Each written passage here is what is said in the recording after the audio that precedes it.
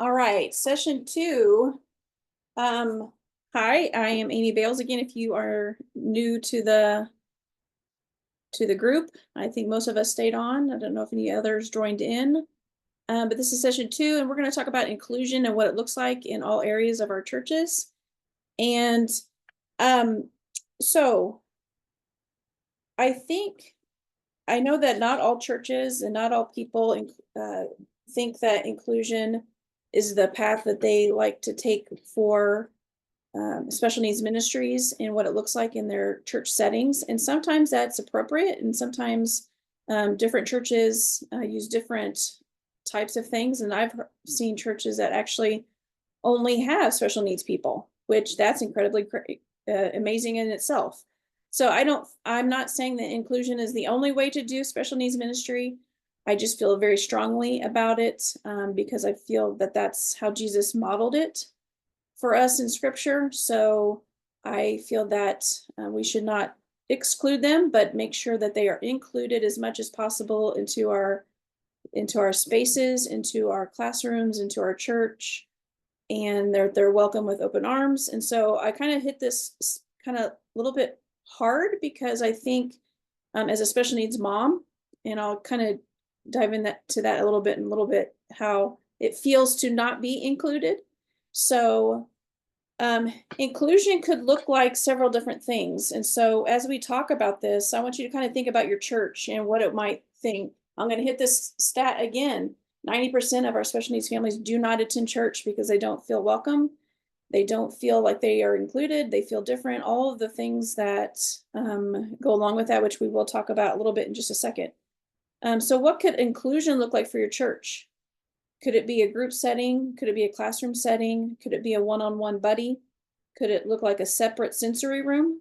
What is it going to look like as you start having these conversations with your church and your leaders and your staff, your families? What does inclusion look like?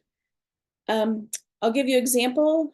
At our church, our kids come in for worship during the service, and my son that's in a wheelchair, and he's nonverbal. He's visually impaired. He can't sing. Obviously, he's nonverbal. But in that space, he still is a part of the church service. He's wheeled in. He sits. He sits in his chair with the class, that kind of thing.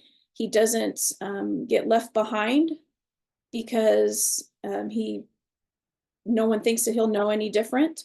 But I'm going to tell you right now that even if I don't know what exactly he's feeling or he's experiencing, I do know that he feels the presence of the Lord. And so I think the inclusion piece of that is that when we're so conscious of how we're treating the people with special needs is incredibly important. So that's why I really push inclusion as much as possible. I know that in some spaces and some children can't do full inclusion. They just can't. Their needs are too high, they're too hard, and it's too much. It's overwhelming for them to be included in everything in the church. And we'll talk about what that kind of looks like too. So as I'm asking you these questions, I want you to think about, what does it look like to be all included in your church?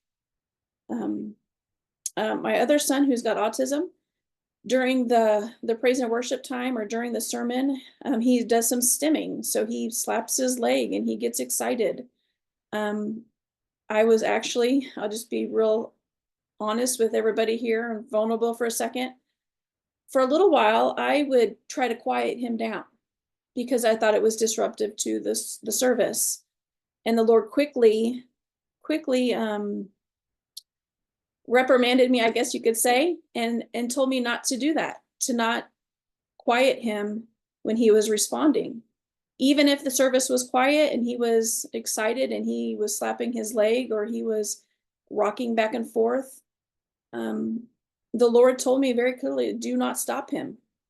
And I literally teach these things. And as a special needs mom, I still felt the need to control the behavior, even though it was a response to being in the presence of the Lord. And so I think an all-included church looks like maybe somebody making noise in the middle of a service that's kind of quiet. And so I think that those are the types of things where I want to be more like Jesus. I want to be like, you know what? I'm not going to be distracted by someone's stimming or behavior because I want them to experience the Lord in a loving way. So as we kind of go into this, I want you to be thinking about that. What does inclusion look like at your church? And so here is one of the hardest things um, that I have heard from families, that I've heard from parents, that I've heard from people that call me on the phone. I get lots of phone calls from Foursquare family and families and churches that really want to know how to handle or what to do and how to process special needs within their church. And these are some of the things that I've heard why they don't come to church. And the families fear that the staff and the volunteers at the church will not be able to adequately care for the needs of their child, so they just don't come. They've had bad experiences, or they just know that it's a lot. Let's just be real. Some of these kids, their behaviors, their needs are a lot, and some churches are not adequately able to care for them. So that's one reason that they might not come. They don't feel accepted.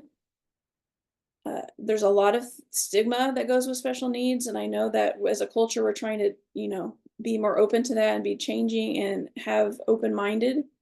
But sometimes they just don't feel accepted, and it's difficult. I know unless you have special needs within your family, if you've experienced it, it's kind of hard to explain.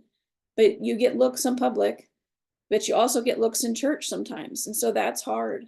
And so we want to make sure that, as we're talking about this, that we understand where they're coming from.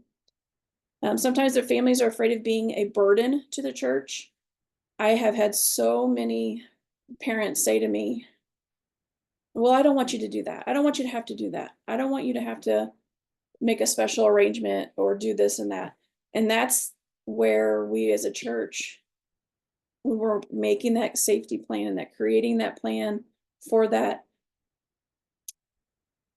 child or youth or adult, that we're really thinking about how we're helping lessen the load and lessening the burden, as they called it, of just support for an hour a week or 2 hours a week, whatever it may be. So really understanding that they think that they're a burden. Or sadly, the family has been asked to leave the church one too many times.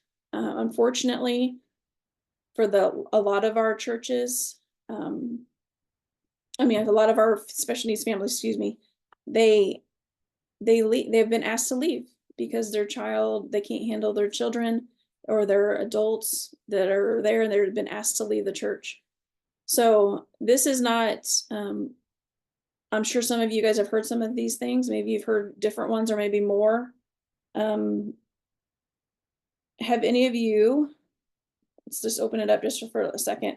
Have any of you heard some of these things or some of these statements or questions within your spaces? And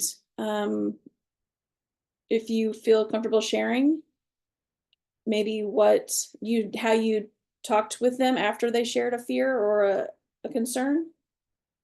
Anybody?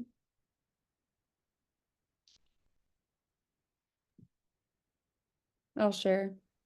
I've heard this out of the mouth of a friend who is currently coming to our church and is new. Some of these definitely would resonate with this friend, which is why I'm here, is to learn more. It makes me sad that that is something that causes a resistance of families to come to church. So it's exactly what I want to prevent, is making them feel like they're a burden. I think I actually told her, like, you are not a burden. We want to accommodate you. We want to make you feel welcome. So, yeah, it hurts my heart to know that there's 90% of families don't come to church for these reasons. That hurts my heart. Yeah.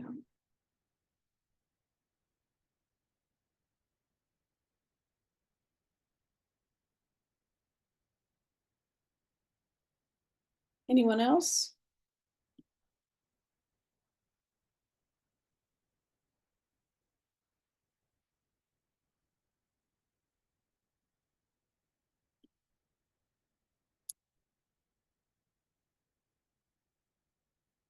So I think this next part, this is why this is one of the reasons I feel that the Lord has really stirred me to try and help as many people as possible understand what special needs parenting feels like.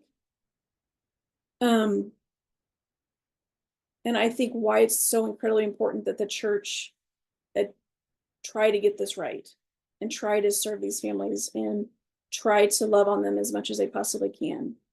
Um, and one of the biggest reasons, and this is where it's a tactic of the enemy, is isolation. You know, if in isolation is where people feel um, that they're not loved or cared for or supported, and uh, in isolation to cause a person or place to be remain alone or apart from others. Now, this is exact opposite of what the Lord has called us to be. He has not called us to be in isolation. He's called us to be included and inclusion of all people. And so I think this part right here is so incredibly important as ministry leaders, as people of the church, as people serving and loving on people, that we understand what it means to feel isolated as a special needs parent. And I came across this incredible article. So I've been a special needs mom for 17 years, more, 18 maybe, I don't, something like a long time. And as I was reading this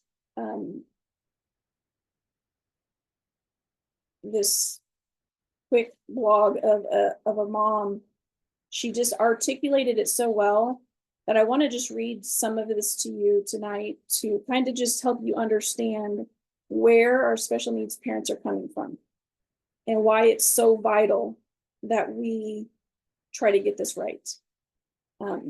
Because I really do I feel like it's an attack from the enemy to be in isolation. So let me read this to you. It's a little lengthy, but I think it's vitally important that you feel what's happening with our special needs parents. Parenting special needs children comes with a whole host of emotions that can be difficult to deal with. One of the most difficult for so many of us is isolation that we feel. When our children are diagnosed, we tend to pour ourselves into the diagnosis. We research, talk to experts, doctors, school counselors, therapists, special education professionals, all in effort to help our kids have the best life possible. In all this preparation and planning, we do help our children with disabilities, but we fail to prepare ourselves for the journey. We don't realize how life-altering raising a child with special needs will be. We might find ourselves going through a wide range of emotions, including denial, anxiety, sleep deprivation, depression, loneliness, and grief. Just hopefully not all at the same time. Unless you're one of the lucky few, the isolation can almost become an even bigger battle than the diagnosis itself. This story and this post that she's reading about, some of those hard realities are being cared for by a provider or special needs children. I am real and honest in these posts, and I will not sugarcoat the truth because it's not helpful. The goals in writing this is honestly about the difficulties of parenting children with disabilities is to bring awareness to those on the outside looking in, and to give comfort to those who are in the trenches by letting them know that they're not alone. The hard truth of special needs parentings are no way reflection of how we feel about our kids. We love our kids with special needs, and we would move mountains for them. They have brought so many blessings in our lives as well. But those blessings do not mean that we can't talk about the hard things too.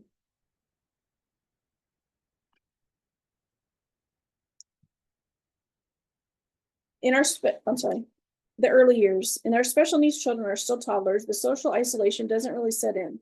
Play dates are relatively easy because our children are still at an age where mommies and babies are on the floor playing and participating together. Depending on our diagnosis our children have, there might not be a huge developmental gap between our kids and our friends' kids. And during these times, we still have friendships in the social life.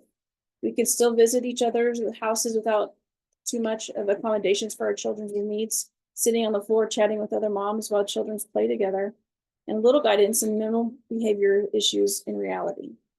The early signs of isolation do start to present themselves during the first few years, but we usually don't see it.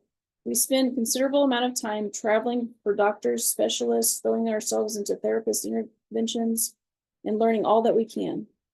We can't go in on as many social outings, meet at the park as often, or join in the walk with our friends in the community because our schedules revolve around all these appointments. When the isolation escalates, and then all of a sudden it happens, our kids are getting older, but they're not meeting social, physical, emotional, or mental milestones. Not only that, but the gap between our special needs abilities and the typical development of their peers are quite different. Once that small dip that we could easily step over has suddenly become the Grand Canyon. Suddenly, we can't do play dates. On the rare occasion that we're still even invited to a play date, we find ourselves facing hard choices. While other kids are now free to run and play, our children isn't capable. For special needs moms, this means we have to choose. We either have to stay with our child and help them participate with the other kids as much as possible, or we sit and socialize with other moms, making our child sit with us. No one wins in this scenario. Loneliness sets in one way or another. Either as a mom misses out on conversations with other moms, or moms miss out with having talks with their peers. This, of course, happens in a time of relationship is crucial to us. And the worst part is, on the outside, special needs parents don't see is a restraint or exclusions thrust upon us. I can't tell you how many times I've chosen to be by my child's side, excluding myself from the circle of moms, and no one stopped to think about coming over and alongside and joining me. No one realizes that if my kids are with me, I can't participate. While it's easy to say that it's only for an hour or two, the emotional toll of the social isolation escalates when it happens every single day.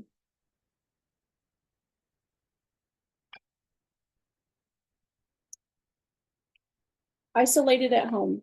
Of course, the big part of our isolation comes from the fact that it takes a lot of work to go places with our special needs kids. Most people assume that the special needs mom's gig is easy and simple, but it's just not true. We've accepted their diagnosis on it with the reality, and the level of care increases with time, meaning many things become more difficult. Raising a child with special needs and coming to this realization naturally leads even more stress, anxiety, depression, and grief. So many places are not accessible as non-disabled community, we like to believe. Adequate bathroom facilities for special needs families are becoming a bigger problem as our children grow. The ability to contain an autistic meltdown gets much more difficult when their bodies get bigger and stronger and more aggressive. We need to consider the things like wheelchair accessibility and the amount of sensory stimulation that our kids are exposed to before we go anywhere. Many times it's just easier to stay home. The worst part of isolation reality special needs families face is no one's fault. There's a natural progression to it. As our kids get older, we don't participate in the same activities. While our lives revolve around the doctors, procedures, and therapies, everyone else is pouring their lives into sports practices, dance lessons, gymnastics, Girl Scouts, Boy Scouts, other normal community activities that kids participate in. Our paths no longer cross. We are no longer relate to each other on an emotional level. It's hard and it takes effort to be friends with special needs mom. I don't say that to sound harsh, but it's the truth. It's much easier to maintain friendships with other moms that you can relate to. In fact, it's sad, but it's still a fact. Babysitters are so hard to come by. This fact that many don't even think of. When we're looking for a babysitter, we have to consider things like the person's ability to lift our child who's completely dependent upon us for transfers. Are they comfortable with the fact that this child may have a seizure? Can they care for these providers recognize that when the child is overstimulated and about to have a meltdown? I'll be honest, most people are freaked out by the idea of babysitting special needs children, and I get it. I mean, it's foreign territory if it's not your everyday life.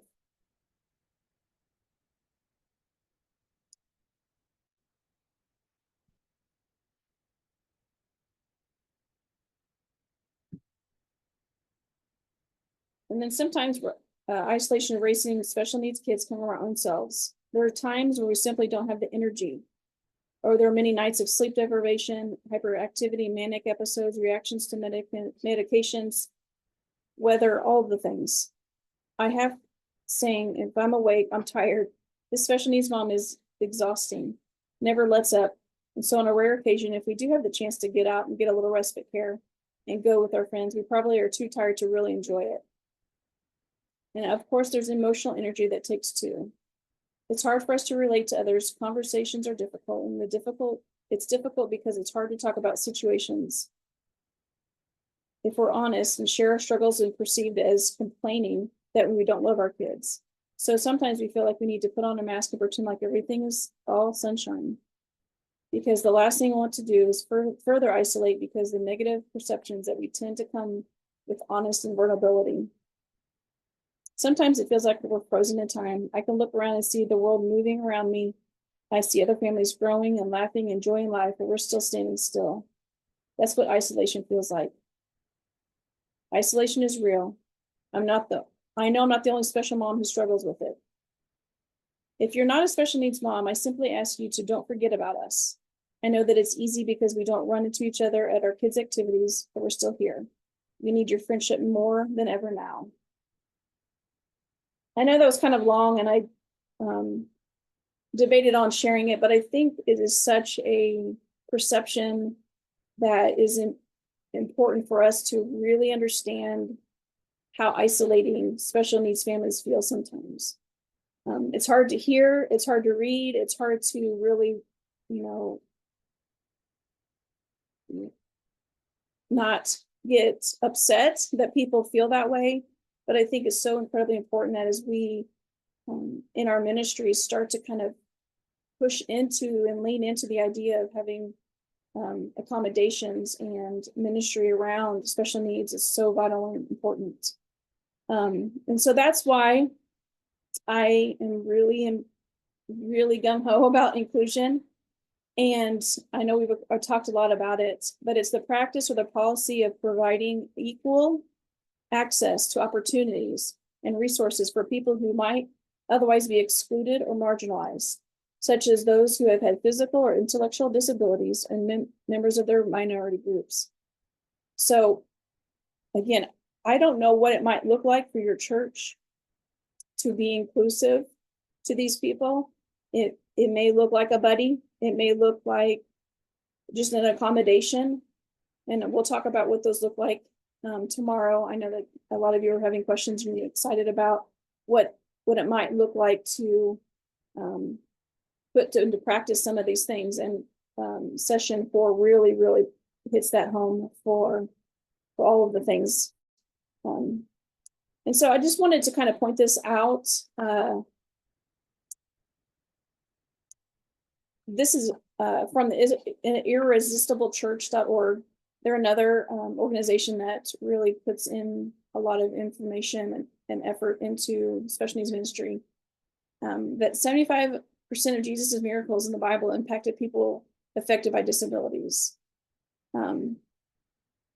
So I just think that if Jesus paid that much attention, within his examples of in scripture, how much more, should we be able to, because he left with us the Holy Spirit so that we can, minister to people and love on people and serve people.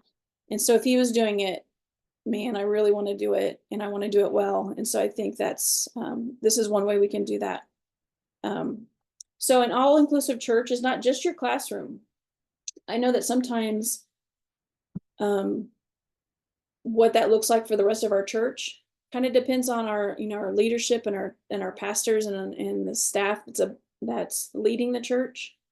But I think that two things have really helped our ministry flourish and grow and do better is one, that we have major support from the church leaders.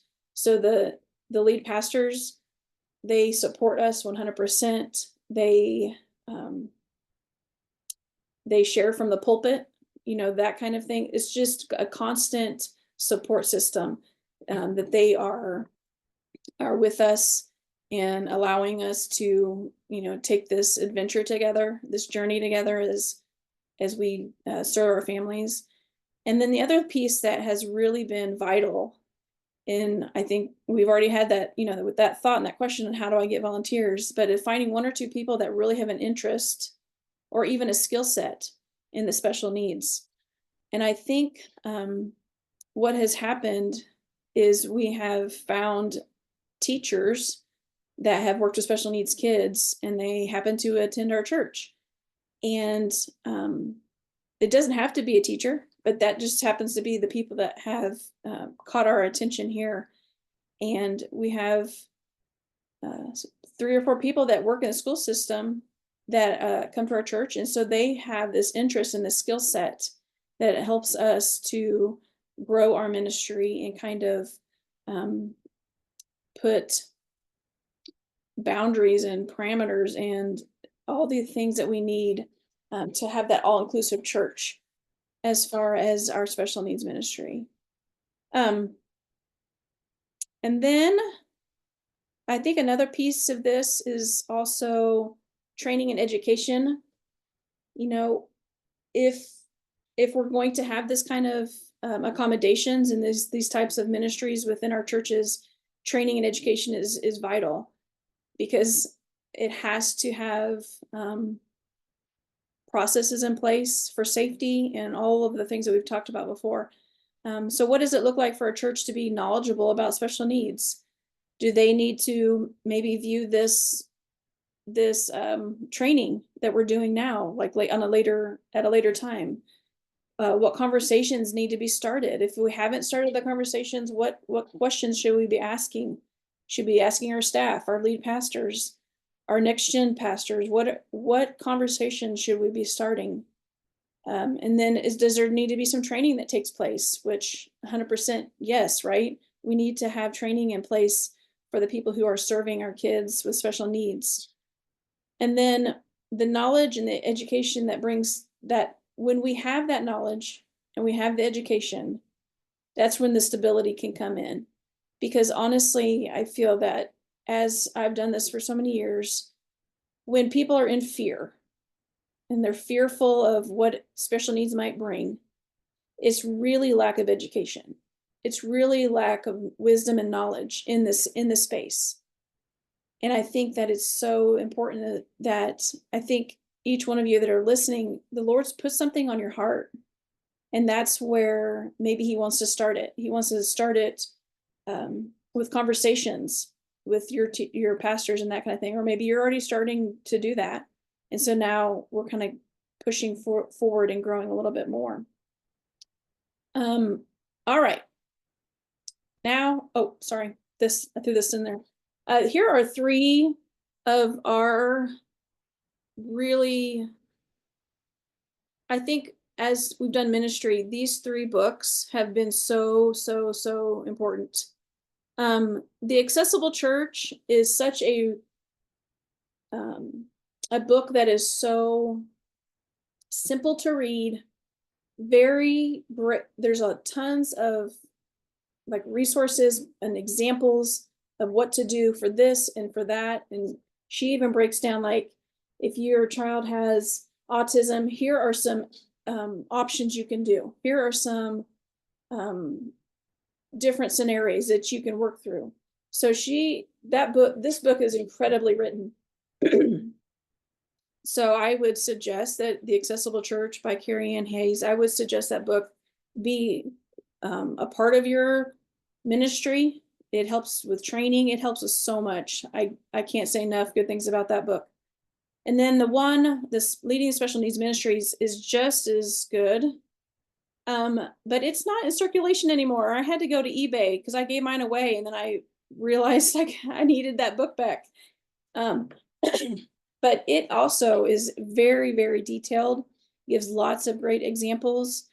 They're both very well done. So if you need resources and you want a good thing to pull from often and all the time, those would be the two books definitely I would suggest. And I threw the one in the middle because this one kind of talks about also kids with special needs, but also have trauma. And I don't know if you realize this or not, but a lot of kids that some kid, not a lot, I don't know the percentage, but some children that have special needs also have had trauma, and that may have caused their special needs, if that makes sense. So this Connected Parent by Karen Purvis, this is an incredible book. It's more for the parent aspect of it, but so if you have a family that's struggling with their kids, this might be a good resource for them, a book to help them connect with their child. And this one is written. They're all written by Christian authors, so they all take the view of Jesus in all of those. So I would suggest these resources 100%, 1000%. I don't even know. They're so great. So now we're going to jump into another breakout group. And so what I want you to do is I want you to take a picture of this slide. Because I don't know how to make it pop up in your Zoom group meeting. So go ahead and take a picture of this slide if you can. And whatever breakout group you're in, that is your question. So if you're in one, that's your question. If you're group two, obviously, right, three. I'm going to try and do this a little bit better than I did the first time. Last time I only got you in two groups, and I don't know why. It should have been three. So I'm going to try again and make you guys maybe. Uh-oh, did it go away? Nope, there it is. All right, I'm going to, actually, it's just going to do room 2 and 3 again. I don't know what's going on. So I guess group 2 and 3 are going to do questions 2 and 3. I'm going to give you guys about 10 minutes, and I am going to send you guys